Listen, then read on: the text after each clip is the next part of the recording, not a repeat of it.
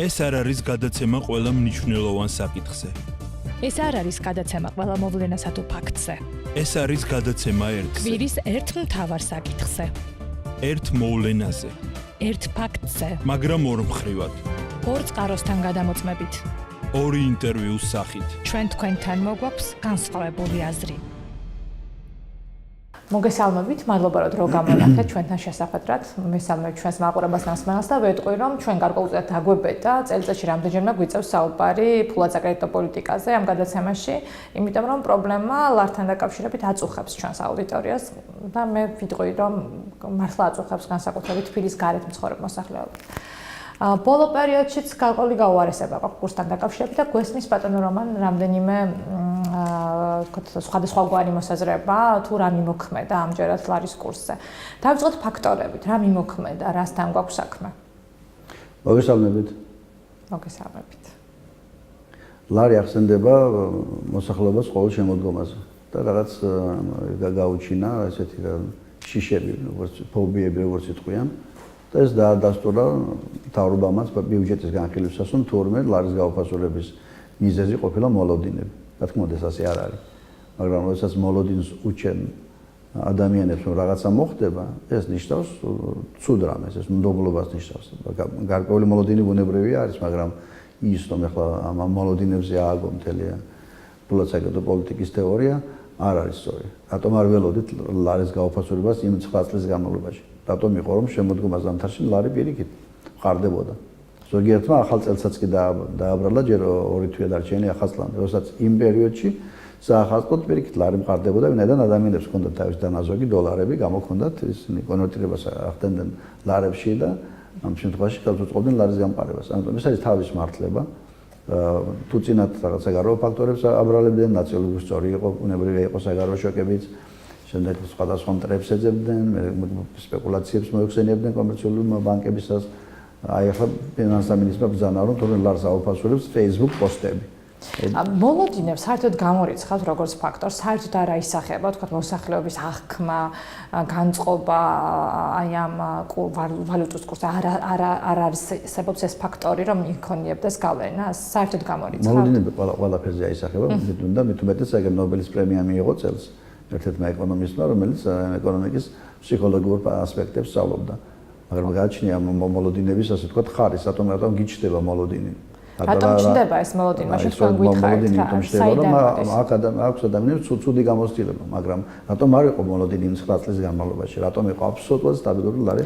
არა თუ უფასურდებოდა, პირიქით, მყარდებოდა. მე მახსოვს, როდესაც მე ვიყავი ეროვნული ბანკის პრეზიდენტი, როცა მოვედი, 1 დოლარი უდიდო 2 ლარს და როცა წავედი 1 დოლარი იყო 1.45 და მთელი პრობლემა ის იყო რომ ნეტავი ლარი არ გამყარებული იყო. ბანკზე აუცილებლად უნდა ვისაუბროთ, იმიტომ რომ ნეტავი ლარი არ გამყარებული იყო, ეს იყო ჩვენი ოცნება მაშინ, რომ ლარის და დიდ გამყარებასაც თავისი მინუსები აქვს, ამიტომ გააჩნია რა მოლოდინი აქვს ადამიანებს გაძლიერების ეკონომიკური პოლიტიკიდან. თქვენ თქვით რომ მოლოდინებს აყალიბებს გარკვეულწილად გამოცდილება და თქვით კიდეც რომ როგორც წესი საახალწლოდ პირიქით გამყარებები ხდებოდა. მაშინ რატომ საიდან გაჩნდა ეს განწყობები ზოგადად თუ ეს ცუდი არასწორი ინტერპრეტაციაა და არაფერი მოლოდინი არ არსებობს, შეიძლება რაღაცა მოლოდინი რაღაც ზომით ახდენდეს გავლენას და რაღაც ოდნავ პროვოცირება მოახდინოს, მაგრამ ეკონომიკას პროვოცირება აქვს ერთი მოლოდინის არის დიდი დოზით, რომელი ფაქტორია დიდი დოზით მაშინ ამას არის ვთქვათ მოლოდინის ფაქტორი არ მომშობს ელემენტარული ფულად საკრედიტო პოლიტიკის ფაქტორი, ეს არის ფულზე მოთხოვნა მიწოდების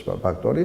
არის მეტი მოთხოვნა დოლარზე, ამ შემთხვევაში ლარი სუსტდება, არის მეტი მოთხოვნა ლარზე, პირიქით ყარდება. ჩვენ ახლა ვხედავთ, რომ დიდი ასე ვთქვათ ზეწოლა ხდება ლარზე, იმის გამო, რომ ძალიან დიდი რაოდენობის საკრედიტო რესურსები გადაისროლა, ასე ვთქვათ, ფისკალურმა ხელისუფლებამ, ანუ ბიუჯეტმა და მონეტარულმა ხელისუფლებამ, ანუ ეროვნულ ბანკმა. არ ყოფილა არასდროს, რომ ეროვნულ ბანკს კომერციული ბანკებისათვის მიეცეს სესხი 1.7 მილიარდი ლარის ოდენობით. იყო პერიოდი. მოხდა ეს, აი თქვათ, ეროვნული ბანკის სხვათა შორის ამ შემთხვევაში თქვენი პოზიცია გარკვეულწილად მთავრობის ზოგიერთი წევრის და ასევე მხარდამჭერის პოზიციას ემთხვევა, რომ ეროვნულ ბანკს არ აქვს სწორი ფულად საკრედიტო პოლიტიკა, სწორედ აი ამგვარი სესხის გამცემას ასახელებენ ისინი მაგალითად. რატომ გადადგა ეს ნაბიჯი ეროვნულმა ბანკმა და რატომ არ არსებობს თქვათ მექანიზმი, რომ უფრო კარგად დააბალანსო თქვათ ამგვარი ტიპის გადაწყვეტილება? აბსოლუტურად განსხვავებული ჩემი მიდგომა ეროვნული ბანკისადმი და იმ დეპუტატებისა, რომლებიც ეროვნულ ბანკს აკრიტიკებენ, იმიტომ რომ მათი კრიტიკა ეროვნულ ბანკის მიმართ ეს ნიშნავს, რომ გაამართლო მთავრობის ცუდი მოქმედება. მე ეროვნული ბანკით იმიტომ დავიწყე, რომ ეროვნული ბანკი არის ერთ-ერთი ფაქტორი და მე ყოველთვის ვამბობდი, მაშინაც როცა გადაგიწე იყო და ყოველთვის რომ რეფინანსირების სესხები მიუხედავად იმისა, რომ ეს არის ერთკვირიანი. ეს არ არის დიდი რესურსი, რომ ბანკმა ახლა ადგეს და რაღაც დიდი პროექტები დააკრედიტოს, მაგრამ ვინაიდან ეს არის ერთკვირიანი. როდესაც ხდება განმეორებადობა და ყოველ ერთი კვირის შემდეგ ისევ რაოდენობის სასუკანობრებს, ეს გიზელვადიან სახეს იღებს, მაგრამ მაინც სპეციფიკური სესხია. ამას ქვია ბანკების რაღაც მოკლევადიანი მოთხოვნის დაკმაყოფილება. ბანკებს ფული აქვს, ის დაბანდებული აქვს ბიზნესში და რაღაც მომენტში კლიენტს როცა ფული დაჭირდება, მას სწრაფი ფული სჭირდება და შეიძლება ეს მივიდეს ეროვნულ ბანკში და ყოველგვარი ასე ვთქვათ პროცენტის გარეშე აიღოს ერთდღიანი სესხი. ეს ნორმალური პრაქტიკაა და შეიძლება ისესხოს ერთკვირიანი. მაგრამ როდესაც ეს დიდ მასშტაბს ღებულობს, დაახლოებით 200-250 მილიონი იყო ეს შარშან აგვისტოს თვეში. ახლა არის 1.7 მილიარდი. ახალი ინსტრუმენტი დაუმატეს აი რა ეგრეთ წოდებული გალარების ფარგლებში. წინა თუ ერთკვირიან სესხებს აძლევდნენ. ახლა ეს სესხები გახდა ერთთვიანი, 400 მილიონი სესხი დაუმატეს ერთთვიანი კომერციული ბანკებისათვის. ეს უნდა ყოფილიყო ერთჯერადი ამ გალარების, ასე ვთქვათ, ხარდაჭერის ფარგლებში და კომერციულ ბანკებს, როდესაც ეს დოლარისა და ლარის, ასე ვთქვათ, სესხების გადაყვანა ხდებოდა დოლარისა და ლარში, ბანკებისათვის რაღაც ტექნიკური დახმარება უნდა აღმოეჩინათ. უცბად აღმოჩნდა, რომ გავიდა ნახევარწელიწადი და ეს გადაიქცა სტაბილური ინსტრუმენტად. ამიტომ 400 მილიონი ეგრეთ ძალკე მისცა კომერციულ ბანკებს 180-ის მიკროსაფინანსო ორგანიზაციებს ეს ერთთვიანი სესხები არის და თანაც ეს ერთი თვის შემდეგ კი არ აბუნებენ უკან. ისევ ხდება განმეორებით აღება და ერთთვიანი სესხი წყალებში ერთთვიანი 400 მილიონი გადაიქცა გაურკვეველი ოდენობის, მაგრამ ეს არ არის ერთადერთი ფაქტორი, ეს არის ერთ-ერთი ხელშემწყობი ფაქტორი და ამიტომ ეროვნულმა ბანკმა იაფი ფულის პოლიტიკა უნდა შეცვალოს, როდესაც ჩვენი ვიცით, რომ დღეს მთავარი პრობლემა არის ფასები და ლარის სტაბილურობა და არა ეკონომიკური ზრდა.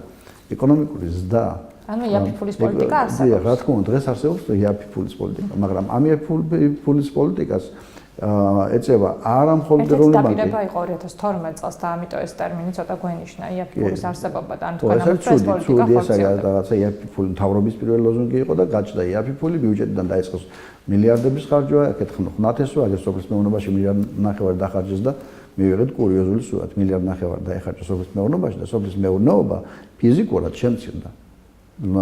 სოფლის მეურნეობის გამოშვება უფრო ნაკლებია ახლა ვიდრე მანამდე მოვიდოდა ქართული ოცნება თავისი იაფი ფულის აი ამ პროგრამით. მაგრამ მეორე მხარეა უკვე მეორე ეს არის უკვე მთავრობა. მთავრობამ და რომელიც ძირითადად არის ამ დამნაშავე აი ამ ლარის გაუფასურებაში აპრილის თვიდან დაიწყო ავანტურისტული პოლიტიკა. ძალიან უცნაური რამ გადაწყვეტა ფული რომელიც შემოდის ბიუჯეტში, თანაც ეს ფული როგორი ფულია? ფული რომელსაც სესხად იღებს სახაზინო ვალდებულებებს კედის და მთავრობა სესხად იღებს ფულს, იმიტომ რომ აკლია ბიუჯეტის ხარჯების გასაწევად, ანუ ბიუჯეტი არის დეფიციტური, ხარჯი მეტია ვიდრე შემოსავალი და აი ამ დეფიციტის დასაფინანსებლად ღებულობს სესხს. ეს ფული ვერ დახარჯა, ყოველთვის სეზონური ჩამორჩენა აქვს, დაგეგმავენ ერთს და ვერ ასრულებენ და ბიუჯეტის არათანმიმდევრული ხარჯვა ეს ერთ-ერთი ფაქტორია ლარზე ზეწოლის. ეს ფული უგროდებათ ნაშტებში და ელოდებიან, როდის დახარჯავენ და გაუნათლდათ გონება და თქვენს მოდით ეს ფული აქ რომ გვიდებს და დაახლოებით 200 მილიონით მეტი შემოვიდა, აი თუნდაც იგივე ინფლაციის გამო, თუნდაც იგივე 5%-იანი ეკონომიკური ზრდის გამო ბიუჯეტში მოდი ეს ფული ხო გვიდებს, რატო უნდა იდოს ეს ფული ტყუილად, სანამ ბიუჯეტში ხარჯის ძრომა ვასესხოთ კომერციულ ბანკებს. აგერ მილიარდ 700 მილიონი ასესხა ეროვნულმა ბანკმა და 500 მილიონი სამ თვეში გაასესხა მთავრობამ. წარმოუდგენელი რაღაცა. დაიწყეს 5 ივლისს 50 ყოველ სამშაბათს. ერთი 50 მილიონი, მეორე სამშაბათს 50 მილიონი და ოქტომბრისათვის, 5 ოქტომბრისათვის აი ესეთ დაფინანსება კომერციული ბანკებისა შეადგინა 500 მილიონი ლარი. ეროვნული ბანკსა და მთავრობის მიერ ჯამში კომერციული ბანკებისათვის მიცემული სესხი დეპოზიტად დებენ, მაგრამ სესხია, ხომ ჩვენ ხო ანაბრები შეგვაქვს და ჩვენი ანაბარი შემდეგ გადაიქცევა სასესხო პროდუქტად. აი ესე ანაბარი შეიტანა სამთვიანი, სემლაში სამთვიანი აღმოჩნდა, გავიდა სამთვიანი და კიდევ გაუგზელო და აგზელებს. 2.4 მილიარდი ლარი მისცა მთავრობამ და ეროვნულ ბანკმა კომერციული ბანკებს. ეს არის კომერციული ბანკების სასესხო პორტფელის 11.9%. დღეს საქართველოში კომერციული ბანკებს გაცემული აქვთ 21 მილიარდი ლარის ოდენობის სესხი. აქედან 11% ფორმირებულია ეროვნული ბანკისა და მთავრობის მიერ. ეროვნულ ბანკს თუ კი ეს მოკლევადიანი სესხია და მაინც კომერციული ბანკების ფუნქციონირებისათვის საჭირო ასე ვთქვათ ინსტრუმენტად მიაჩნია და ესეც ასე არის არა აბსოლუტურად სხვის ბოსტანში შედის უკვე საქართველოს მთავრობა. მიზანი რა არის? თითქოს და მიზანი არის დამატებითი ფულის გაშვებით ეკონომიკური ზრდის სტიმულირება. ლოგიკა ასეთია, ფული ვასესხა კომერციულ ბანკს, კომერციულ ბანკმა ასესხა ბიზნესს, თუმცა შეიძლება ბიზნესი კი არ ასესხოს. გასცეს ბინების რემონტზე ან ტელევიზორების ყველაზე ნაკლებად გასცემენ ან მობილურობის, ანუ სამხმარებლო სესხი, მაგრამ მეორე საკითხია, ეს სესხი მართლა პროდუქტიულია თუ არა. და შემდეგ ეს სესხი თურმე შექმნის ამუშავო ადგილებს და გამოიწვევს ეკონომიკურ ზრდას. ანუ ეს არის ეგრეთ წოდებული იაფი ფულის პოლიტიკა, კეინსიანური პოლიტიკა, ბიუჯეტიდან ფულით ეკონომიკის სტიმულირების პოლიტიკა. ესეც არსებობს, ესეც ერთ-ერთი მემარცხენებლების ასე ვთქვათ თეორიული და პრაქტიკული ასე ვთქვათ მაგალითია, მაგრამ დღეს რა პრიორიტეტია? ეს პოლიტიკა, რომელსაც ეროვნული ბანკი აწარმოებს და მთავრობა, რომელიც ესე კერძო ბანკებს აძლევს, ეს გარკვეულწილად ურთიერთშეთანხმებულია. მათ შორის ეს დიალოგი არსებობს და კრიტიკა, რომელიც ისმის თქვა მთავრობის მხრიდან ეროვნული ბანკის მიმართ, ეს მხოლოდ ჩვენს გასაგონად ნათქვამი კრიტიკაა. რა მთავრობა არ აკრიტიკებს, მთავრობა ჩუმად არის, ვინაიდან მთავრობა ყველაზე კარგად იცის მთავრობამ, ეროვნულმა ბანკმა მმართველი გუნდი ქართული ოცნება, რომელიც ასე ვთქვათ აკრიტიკებს და ეს კრიტიკა არის მთავრობის გამართლების იმდენადან მმართველ გუნდს გონია რომ მთავრობა არის თავისიანი ეროვნული ბანკი არის. მაინც ლარიზაციის პროგრამას მინდა რომ შევაფასო. თქვენ თქვით რომ ერთჯერადი უნდა ყოფილიყო თქვათ ამგვარი რეფინანსირების ესხების გაცემა, ერთჯერადი აქტით უნდა მომხდარიყო ამის მხარდაჭერა. საერთოდ ლარიზაციის პროგრამას თქვენ ეთანხმებოდით რომ ეს ნაბიჯი უნდა გადადგმულიყო. არ ფიქრობთ რომ იგივე რასაც ბატონი ქუმსიშვილი მაგალითად ამახვილებს ყურადღებას რომ დოლარიზაციის მაღალი მაჩვენებელი დღესაც ძალიან უარყოფითად მოქმედებს და საჭიროა პირიქით მეტი სესხი ლარში რომ სტიმულირება მოხდეს ეროვნული ვალუტის. თქვენ თვითონ აი ამ პროგრამას როგორ აფასებთ ლარიზაციის? რა თქმა უნდა, ქვეყანაში თუ მეტი ლარი ტრიალებს და დოლარზე ნაკლებად ვიქნებით დამოკიდებული, ეს კარგია, მაგრამ გააჩნია როგორ მივაღწევთ ამას ჩვენ. ამ დედოლარიზაციას, ესეც ლარიზაცია რაღაც ხელოვნურად მოთხრეული სიტყვა, ყველა ქვეყანაში გამოიყენება ნორმალური ტერმინი, რომელსაც ქვია დოლარიზაცია და დოლარიზაციის შემცირებას უწოდებენ დედოლარიზაციას. დედოლარიზაციის პროცესი გრძელდება 20-25 წლის განმავლობაში. იქ, სადაც ხელოვნურად მოინდომეს მისი ასე ვთქვათ გაკეთება, ყოველთვის მიიღეს უარყოფითი შედეგი იგივე ლათინურ ამერიკაში და სხვა ქვეყნებში. ამიტომ ეროვნული ბანკისა და მთავრობის მიერ აი ამ დედოლარიზაციის კურსის ხელოვნურად გატარება რაღაც ესხების შეზღუდვა ლარში, მაგალითად შეზღუდეს ადამიანებს და კომერციულ ბანკებს აუგზავნეს ლარში სესხის გაცემა 100,000 ლარამდე. ხომ? ადგნენ და კომერციულმა ბანკებმა ვინაიდან ეს შეზღუდვა არსებობს 100,000 ლარს ზემოთ სესხებზე საპროცენტო განაკვეთები გაზარდეს. დღეს ლარში სესხის პროცენტი უფრო მაღალია ვიდრე დოლარში. ყოველთვის ბიზნესი გამოსავალს მოძებნის. სამაგეროდ იქ ჩაგირება ადამიანი. ის ადამიანი, რომელსაც უნდა არა 100,000 ლარის აღება, არამედ უნდა აიღოს უფრო იმის რა ქვია, ნაკლები რაოდენობის სესხი. ხელოვნურად რაღაც პროცესების დაჩქარება არასდროს არ გამოიღებს დადებით შედეგს. ეხლა ამბობენ რომ აი დედოლარიზაცია თუ ან ლარიზაციის აი ამ პროცესმა გამოიღო შედეგი. არაფერი არ გამოიღია. ფიზიკური პირების დეპოზიტების დოლარიზაცია არის იმდენი რაც იყო. არაფერი აბსოლუტურად არ შესწვილა ადამიანებს. ისევ დეპოზიტზე ფული დოლარებში შეაქვს, ხოლო რაც შეეხება იურიდიული პირების დეპოზიტებს, საწარმოების ასე ვთქვათ. ამ შემთხვევაში გაუმჯობესდა, მაგრამ გაუმჯობესებაში ლომის წილი მიუძღვის მთავრობის დეპოზიტებს. აი მე რაც ახლა მოგიყევით 500 მილიონი ბიუჯეტის ფული მთავრობამ დადო დეპოზიტად. გარდა ამისა, მანამდე იყო კიდევ 135 მილიონი მიცემული უფრო გრძელვადიანი სესხი და დღეს საქართველოს მთავრობას კომერციული ბანკები დაკრედიტებული აქვს 635 მილიონი ლარის ოდენობით. ეს 635-დან როგორც გითხარით, 500 მილიონი მხოლოდ ივლისიდან დღემდე მოვიდა და ყოველ სამშაბათს ხდება 50 მილიონის დაბრუნება და მთავრობამ ნაცვლად იმისა, რომ ბიუჯეტის ფული დაებრუნოს ხაზინაში, მთავრობა ხელახლა იმავე დღეს ფორმალურად დაბუნებულ ფულს უკან უბრუნებს, ანუ რეალურად უარს ეუბნება ფულის დაბრუნებაზე. ეს იმას ნიშნავს, რომ ლარზე ხდება ზეწოლა იმ ფულით, რაც მთავრობამ გასცა.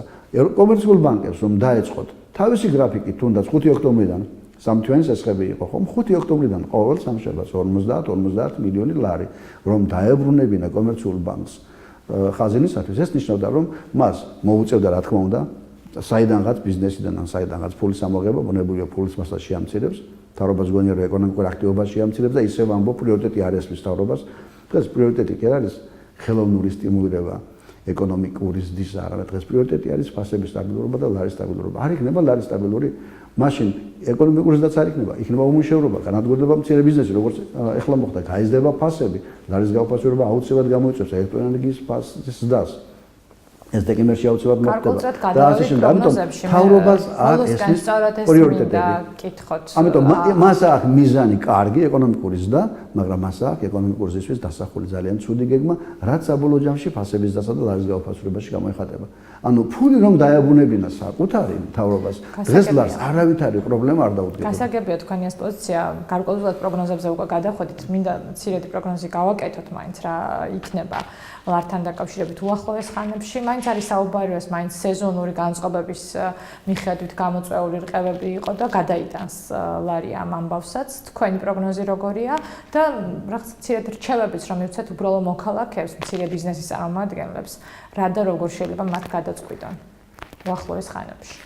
როდესაც ვამბობთ, რომ რაღაცა სეზონურად და წლის ბოლოს რაღაცა ხდება იმის გამო, რომ საქართველოს მთავრობა გეგმავდა ბიუჯეტს, რომელსაც ვერ ასრულებდა და გეგმავდა, რომ პირველ კვარტალში უნდა იხარჯოს ამდენი. პირველ კვარტალში იხარჯება უფრო ნაკლები, ვიდრე ბოლო კვარტალში. და მე არგუმენტია კი, მაგრამ ასია ეკონომიკა, ასე თქვა, საბიუჯეტო ცხოვრება. კი, ვიცით თუ ასია, მაგრამ ნუ გეგმავ მაშინ. დაგეგმავდნენ რაღაცას პირველ კვარტალში, ვერ ასრულებდნენ მეორეში, მესამეში, შემდეგ გროვდებოდა უზარმაზარი ფული და ბოლოს უკვე დეკემბერში, ნოემბერ-დეკემბერში მიაყრიდნენ და ეს აუფასურებდა ლარს. წელსაც რადგან ბიუჯეტი ვახსენეთ მაშინ, ვიცით 2018 წლის ბიუჯეტი წარმოდგენილი პარლამენტში იყო მოსმენები, გაზრდილია ინფრასტრუქტურის თქვათ ხარჯები, გაზრდილია ჯანდაცვა, განათლების ხარჯი. აი აქ თქვენ ხედავთ თქვათ პრობლემას 2018 წლისთვის, რომ იგივე შეიძლება გქონდეს პრობლემური რომ ხარჯები, რაც არის დაგეგმილი თქვათ რა თქმა უნდა, ბიუჯეტი ისეთივე ცუდი ბიუჯეტია, როგორც იყო ეს და მე ბიუჯეტს იმიტომ ვამბობ, რომ თუ კი წინა წლებში ძალიან დიდი რაოდენობის ჩამორჩენა იყო და ბოლო ორ თვეში იხარჯებოდა დიდი ფული და შემდეგ ლარს უტყამდა პირდაპირ და გვახსოვს რა მოხდა შარშან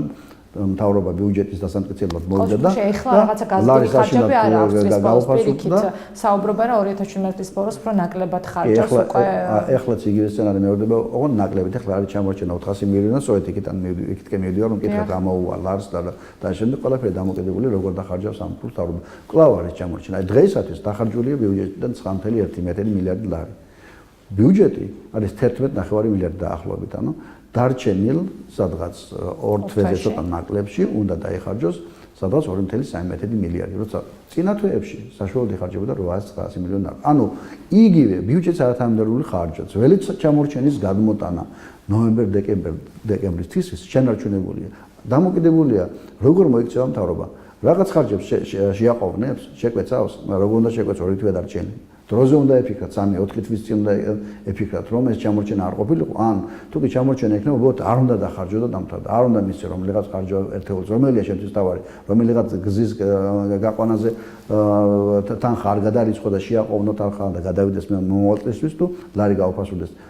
ისევ პრიორიტეტების საკითხი. ანუ ერთი დიდი რისკი კვლავ არსებობს, მთავრობას დაუგროვდა ბევრი გასაცემი ფული ბიუჯეტიდან, მეორე დიდი რისკი არსებობს, რომ მთავრობა უკან დაბრუნების დღეს კვლავ უბრუნებს კომერციულ ბანკებს ამ ფულს, ნაცვლად იმისა, რომ თავისი ნაშთები შეავსოს. ნაშთში დაებრუნოს ისაც გასცა და ეს არ მოხდებოდა. ახალი, ასე ვთქვათ, პრეცედენტი შექმნა მთავრობამ 9 მილიარდიანი, ასე ვთქვათ, ემისიის სახით. ამიტომ ამას თუ ისევ შემოიწოვს, ასე ვთქვათ, უკან როგორც ღრუბელა გაცემულს, ამ შემთხვევაში ლარზე ზეწოლის რისკი იქნება. ამიტომ ყველაფერი არის დამოკიდებული მთავრობაზე და ასევე ეროვნულმა ბანკმა უნდა გაიგოს, რომ არ შეიძლება ამოდენა მოუხედავად იმისა, რომ ეს არის მოკლებადიანი სესხები, რეფინანსების სესხი, ეს არის ფული, რომელიც მიდის და ზის ფულის მასას და ის გავლენას ახდენს, ასე ვთქვათ, ფულის მოცულობაზე და ზემოქმედებას ახდენს, რა თქმა უნდა, საპროცენტო განაკვეთზე და ბანკების ქცევაზე.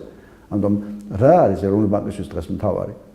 ბოლოს და ბოლოს ეროვნული ბანკს შეუძლია ინტერვენციები განახორციელოს. როცა ამბობენ, რომ ინტერვენციით ვერ უშველით თუ ეს ფუნდამენტური პრობლემაა, დღეს აღმოჩნდა ესენი ამბობენ რომ არ არის ფუნდამენტური პრობლემა, ხო? ექსპორტი კარგია, იმპორტი ნორმალურია, განმროწები კაია, საგარეო შოკები არის, არაფერი და ლარი უფასურდება. ნუ თუ ფუნდამენტური პრობლემები არ არის, საგარეო პრობლემები არ არის, მოლოდინის ასაცილო, ახლა მოლოდინი გადაივლის ყოველთვის. ამიტომ ანუ რაღაც ხდება შიგნით, სწორედ ის ხდება, რასაც მთავრობა ეროვნული ბანკი აკეთებს. მიხედეთ საკუთარ ფულად საკრედიტო პოლიტიკას. ეს არის მთავარი რჩევა მათთვის. მიხედეთ და ყველაფერი იქნება კარგად. კარგი, დიდი მადლობა, საინტერესო ინტერვიუსთვის. დიდი მადლობა ხზე. მოგესალმებით, ჩვენი სტუმარია ბატონი სანდრო თვალჭრელიძე, გმადლობთ რომ დაგვთანხმდით ინტერვიუზე. გასული 1 წლის წინანდელ ნიშნულს თუ შევადარებთ, იყო 2.51 ლარის გაცვლითი კურსი, დღეს არის დაახლოებით 2.61. თუ შეგიძლიათ თქვენი შეფასება გითხრათ და პროგნოზირებთ თუ არა იმას, თუნდაც რომ 1 წლის შემდეგ რამდენიმე პუნქტით გაუარესებული იქნებოდა კიდევ? საერთოდ გაცვლითი კურსი რამდენიმე ბაზისურ პრობლემას ეხება. ეს არის ინფლაცია, ეს არის დევალვაცია, ეს არის საერთოდ ეკონომიკის მდგომარეობა, მაგრამ ყველაზე უფრო მთავარი გახლავთ ეროვნული ბანკის კრედიტ საფინანსო პოლიტიკა, რომელიც ერთი თვალსაზრისით სწორია, მაგრამ ჩემის აზრით მეორე თვალსაზრისით ამამე არ არის. სწორი არის ის, რომ აღებულია კურსი მთლიანად ლარიზაციაზე. სხვა თუ არაფერი, ეს არის ჩვენი ეროვნული ღირსების საკითხი, რა, ჩვენი ეროვნული ვალუტა არის ლარი და ნებისმიერი ოპერაციები ლარში უნდა ტარდებოდეს. ეს არის აბსოლუტურად სწორი. რაც ჩემის აზრით არის არასწორი, ეს არის ძალიან რბილი მართვა გაცვლითი კურსისა. ბოლოს და ბოლოს გაცვლითი კურსი დამოკიდებული არის ფულის ფართო მასაში, უცხოურ ვალუტის მასაში და ლარის მასაში და მათ შეფარდებაზე. ხისტი მმართველობის შედეგად შესაძლებელია, რომ კურსი იყოს კარგად შედარჩუნებული ყოველგვარი, ესე ვთქვათ, კომუნისტური, ტოტალიტარული მეთოდების გარეშე. ანუ ეროვნული ბანკი უნდა იყოს უფრო აქტიური? ჩემის აზრით უფრო თამამი უნდა იყოს. ჩემის აზრით გაცვლითი კურსის ესეთი ვარნა გაპირობებული იყო რამდენიმე მიზეზით, მათ შორის ჩვენი პარტნიორების, საერთაშორისო სავალუტო ფონდის და მსოფლიო ბანკის მცდელობით, რომ კურსი უფრო შესუსტებულიყო რამდენიმე გლობალური მიზეზის გამო, რომელიც ჩამოთვლას ახლა არ შეუძლებელია. თუ გაინტერესებთ, მე მოგახსენებთ. ეკონომიკის მინისტრი ამბობს, რომ ეს არის სეზონური რყევა და როგორც ჩარშან რბილად გადავლახავთ. იზიარებთ თქვენ ასეთ რბილ შეხედულებას ამ ამბავს? თუ კი სწორ პოლიტიკას გაატარებს, კი ვიზიარებ, იმიტომ რომ რა მოხდა, ახლა ვნახოთ რა. საქართველოში არჩევნების დროს შემოვიდა ძალიან დიდი ფულადი მასა. და დარწმუნებული ვარ, რომ აუდიტის სამსახურმა მაგისი 10%, 15% ვერც დაინახა. ძალიან ბევრი ფული შემოვიდა ქვეყანაში. ეხლა არჩევნების შემდეგ, რომელიც ისე არ დამთავრდა, როგორც ძალიან ბევრ პარტიას უნდოდა, დარჩა ზედმეტი ფული, რომლის უკან კონვერტაცია ხდება დოლარში და ქვეყნიდან გატანა. გარდა ამისა, ძალიან ბევრ ადამიანს, მდიდარ ადამიანს, რომელმაც არასწორი პოლიტიკური ფსონი დადეს, გაუჩნდათ შიშები და ისინი ცდილობენ თავისი აქტივების ადგილგარეთ გატანას. მესამე გახლავთ ის პოლიტიკა, რომელიც საქართველოს ყოფილი პრეზიდენტი ეწევა უკრაინაში და რომელსაც ჭირდება ძალიან ბევრი ფული. და ამ ფულის შეტანა ხდება საქართველოსთან, დიდი ფულის შეტანა ხდება უკრაინაში. აი ამან ყველაფერმა, გარდა ამისა ემატება ადამიანების შიში, რომლებიც აკონვერტირებენ ლარს დოლარში და ასე შემდეგ. ამან ყველაფერმა შექმნა დოლარის დეფიციტი, ან ევროს დეფიციტი, უცხოური ვალუტის დეფიციტი. ეს არის, რა თქმა უნდა, დროებითი მოვლენა. შემდეგ მოვა საახალწლო ციებ-ცხელება, იამრის შუა რიცხვებიდან ვარაუდობ, რომ ძალიან სტაბილური გახდება ლარის კურსი. რომელ ნიშნულზე ეს სხვა საქმეა, ეს მთლიანად ეროვნულ ბანკზეა დამოკიდებული. კი ბატონო, სხვადასხვა პოლიტიკური ჯგუფი, ხელისუფლება სხვადასხვა მოსაზრებას გამოთქვავს კურსთან დაკავშირებით. მე მონიშნული მაქვს რამდენიმე მათგანი და გთხოვთ თქვენ შეფასებას. მაგალითად, უმრავლესობა ამბობს, რომ ეკონომიკა და პოლიტიკა სტაბილური გვაქვს, არჩევნებში სტაბილურად მოვიგეთ. და რა მოხდა ასეთი ლარმა, ასეთი ნახტომი რატომ გააკეთა ეროვნულმა ბანკმა უნდა გაგვიხსნას, ის უნდა ჩაერიოს. იზიარებთ ამ მოსაზრებას ან როგორ ფიქრობთ ამდენად სწორი? არ ვიზიარებ, პარლამენტში უნდა იყვნენ პროფესიონალები, განსაკუთრებით შესაბამის კომიტეტებში და კომისიებში და მათ ძალიან კარგად უნდა ესმოდეთ რა ხდება, რა ემართება ქართულ ვალუტას და საერთოდ რა ხდება ქართულ ეკონომიკაში. მათ არ უნდა ჭირდებოდეთ ეს ახსნა, ამას ინტუიციურად უნდა გრძნობდნენ. პარლამენტი იმისთვის გვაქვს, რომ მთავრობას უხელმძღვანელოს და თუ კი მათ არ იციან რა დაემართა ლარს, ვაი ამ პარლამენტს. ოპოზიცია ამბობს, რომ არჩევნებს უკავშირდება და ბიზნესი მიხვდა, რომ ეკონომიკა ისევ ცუდ დღეში იქნება, რა კი ქართულმა ოცნებამ გაიმარჯვა და ამიტომ ხდება ეს რხევი. ამასაც არ ვეცხოვრები, ვეთანხმები ერთ რაღაცას, რომ აი ეხლა არჩევნების შემდეგ სანამ არ დასტაბილურდება სიტუაცია, სანამ მერები არ შეუდგებიან თავის საქმიანობას და სანამ ბიზნესმენები არ ნახენ, რას წარმოადგენენ ეს მერები, როგორი პოლიტიკა აქვთ, დიდი ინვესტიციებს არ უნდა ველოდოთ. მე მეჩვენება, რომ სადღაც იამვრიდან ინვესტიციების ძალიან ფართო ტალღა შემოვა საქართველოში, მაგრამ აი ეს პატარა გარდამავალი პერიოდი მართლაც კრიტიკულია და აქ ეროვნულმა ბანკმა შესაბამისი ღონისძიებები უნდა გაატაროს. ტურისტული სეზონის მიწურულსაც უკავშირებენ ამ ფაქტს. მე არ ამგონია, რომ ტურისტებმა ძალიან დიდი გავლენა ტურიზმს ძალიან დიდი გავლენა მოეხდინოს საქართველოს ეკონომიკაზე, მთლიანობაში, აი მთლიან შიგა პროდუქტზე და ასე შემდეგ. რასაკვირველია, ძალიან ბევრ ადამიანს მათ მისცა არსებობის საშუალება, ვინც დაკავებულია პატარა კერძო სასტუმროებში და ასე შემდეგ, მაგრამ მთლიანად ეკონომიკაზე ტურიზმი ესეთ დიდ გავლენას ვერ ახდენს. ბოლოს და ბოლოს დამატებული ღირებულება, რომელიც ტურიზმიდან იქნება 2-3%, ანუ ფაქტიურად დოლარის ინფლაციის ტოლფასია. ეს იმას არ ნიშნავს, რომ ბევრი ადამიანი არ ნახულობს მოგებას.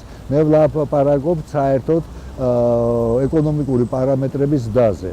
ასე რომ არ ამგონია, რომ ამას დიდი გავლენა მოეხდინოს. მით უმეტეს, რომ ტურიზმი სტალღა არ დაცემულა, ააბაცადებდა თბილისში ან ნებისმიერ რეგიონში იშოვეთ თავისუფალი ნომერი, ძალიან ძნელია. გაჭედილია ისევ სასტუმროები. მთავრობამ ერთი წლის წინ დოლართან ჭყალებში საბრძოლველად გამოაცხადა ლარიზაციის პროცესი, ამაში გარკვეული დოლართან საბრძოლველად ეს არის ლარის გასამყარებლად, ამიტომ თქვი ჭყალებში ლარის გასამყარებლად. ეს არის ქვეყანაში ნორმალური ეკონომიკური თამაშის წესების შექმნა. არ შეიძლება გამოიტანა რაიმე შედეგი თქვენი დაგვირგვებით? რასაკვირველია გამოიტანა. ბოლოს და ბოლოს კურსი იცვლება და თქვენ გარდა ესეთი საწვავისა რაღაც პროდუქტებისა ფაქტიურად ამას ვერ აგრძნობთ. რა თქმა უნდა, ინფლაცია მხოლოდ 8%-ით, აი ბოლო მონაცემით, რაც მე ვნახე, 8%-ით შემცირდა დოლარის სესხები, ანუ უფრო მაინც ხალხი ალბათ დოლარს ენდობა ან დოლართან აქვს. დოლარში სესხების აღება საერთოდ აკრძალული უნდა იყოს. შენ თუ გინდა აიღე ლარში და გაახდინე მაგისი კონვერტაცია, თავისუფალი ეკონომიკაა, მაგრამ საქართველოს ვალუტა არის ლარი და სესხი უნდა აიღო და კრედიტი უნდა აიღო ლარში. თქვენ წარმოგიდგენიათ, თქვათ გერმანიაში ან საფრანგეთში, რომ დოლარში ვინმე მაიღოს სესხი, ეს ბანკერი ხო მაშინვე გააციხეს. როგორ შეიძლება? ჩვენი ეროვნული ვალუტა არის ლარი და სესხი უნდა აიღო ლარში. აი ესეც არათანმიმდევრულია, თუ ლარიზაცია ბოლომდე უნდა მივიყვანოთ. საერთოდ ბრუნვა დოლარში უნდა იყოს აკრძალული. კი ბატონო, ჩვენ ვართ თავისუფლები, მე რა ვალუტაშიც მინდა შევინახავთ ჩემს ავუარებს, რაც ამაქვს. მინდა ლარში, მინდა დოლარში, მინდა არ ვიცი, თურქულ ლირაში, მაგრამ მთელი ტრანზაქციები, რომელსაც მე ვახორციელებს, უნდა გახორციელდეს ქართულ ლარში. მთავრობის წარმომადგენლები ამბობენ, რომ მცურავი კურსია, ეს არ არის კატასტროფა, მოხდება დასტაბილურება, ეს არ აისახება მწვავე თქვა მოქალაქეებზე, თუმცა საქსტატის ბოლოს გამოქვეყნებული მონაცემებით ინფლაცია ხდება, მაგალითად სურსათის პროდუქტებზე 7.4%-ით, გასული წლის ოქტომბერთან შედარებით გაძვირდა ფასები, წლის ნაწილზე 11%-ით. კი, არა, ვნახოთ წლის ბოლო და წლიური ინფლაცია ვნახოთ. საერთოდ ინფლაცია მსოფლიოში მთლიანად მიმდინარეობს, ეხლა რომ შეადაროთ დოლარი დღევანდელი და თქვა დოლარი 5 წლის წინანდელი აბსოლუტურად სხვადასხვა ყიდვაუნარიონობისაა. ეს ორი ერთი და იგივე ვალუტა, ინფლაცია ხდება, დოლარის ინფლაცია ხდება 3%-ით, თუ ჩვენი ინფლაცია საერთო წლიური 5%-ზე ნაკლები იქნება, ეს კარგი ეკონომიკური მაჩვენებელია, თუ მეტი იქნება, მაშინ ეს ცუდი ეკონომიკური მაჩვენებელია. არ შეიძლება ესე თვიური ინფლაციის დათვლა, უნდა ვნახოთ საშუალო წლიური მონაცემები. აი ბოლოს შემაჯამებელი პასუხი რო გითხრა, თქვა რა უარყოფით შედეგს, ან ელოდებით თუ არა საერთოდ უარყოფით შედეგს კურსის ასეთი ცვლილებისგან. არა, უარყოფითი შედეგი შეიძლება იყოს, მე სხვა რაღაცაზე მივაქცევთ ჩვენ ყურადღებას. ჩვენი მთავრობა ამაყობს, რომ გვექნება ჩვენ 4%-იანი ზრდა, 5%-იანი და თლიანი შიგა პროდუქტის, ჩვენ 20%-იანი ზრდა უნდა გქონდეს. მე მეჩვენება, რომ ეს 4 პუნქტიანი გეგმა, რომელსაც მთავრობა ახორციელებს, არის აბსოლუტურად არასაკმარისი და ესე თუ გაგრძელდა, ჩვენ საერთოდ მდიდარი ქვეყანა ვერასოდეს ვერ გახდებით. ნახეთ, დოლარის ინფლაცია არის 3% და ჩვენ გვაქვს 4%-იანი მთლიანი შიგა პროდუქტის და ანუ პრაქტიკულად 1% გვაქვს და ეს ძალიან ცუდი მაჩვენებელია. ჩვენ აუცილებლად უნდა უზრუნველყოთ ორნიშნა ზრდა ჩვენი ეკონომიკისა, სხვანაირად ვერ მოვერევით, ვერც უმუშევრობას, ვერც პენსიებს გავზდით და ისევ ძალიან ბევრი ადამიანი სიღარიბეზე იქნება განწირული. აი ბიუჯეტის ხარჯვას უკავშირებენ ამ კონკრეტულ პრობლემებს. არა მგონია რომ ეს იყოს ბიუჯეტზე საერთოდ იანვარში ვილაპარაკოთ, მაგრამ მე ამას არ ვეთანხმები, მე მიმდინარე წლის ხარჯვას გულისხმობ. მე მეჩვენება რომ ბიუჯეტის ხარჯები არ არის ძალიან ცუდი, მე მომწონს რომ ძალიან დიდი ხარჯები იხარჯება სოციალურ დაცვაზე, დაზღვევაზე, ადამიანის სიცოცხლეზე და ასე შემდეგ. ჩვენი საერთოდ სოციალურ-ეკონომიკური სტრუქტურა წინა მთავრობისგან განსხვავებით ეტატიზმზე, სახელმწიფო აღშენებლობაზე კი არ არის ორიენტირებული, ადამიანზე არის ორიენტირებული. მთავარი არის მთავრობისთვის ადამიანის უსაფრთხოება. და ამ თვალსაზრისით მე მთავრობას ვეთანხმები, ოღონდ უფრო თამამი ნაბიჯებისკენ მიუწოდებ.